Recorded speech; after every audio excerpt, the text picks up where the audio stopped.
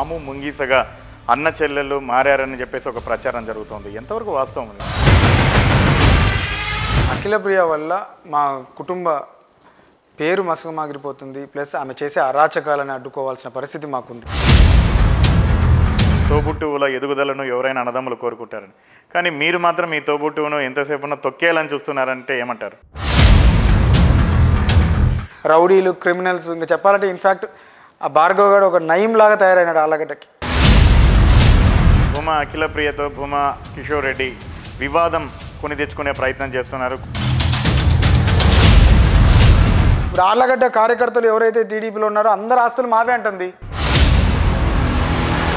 శోభా నాగిరెడ్డి గారి మరణం విషయంలో భూమా కిషోర్ రెడ్డి హస్తం ఉందని డైరెక్ట్గా విఖ్యాత్ రెడ్డి ఆరోపించారు. రాజకీయం కోసము ఇంకా ఏ నిందలైనా వేస్తారు.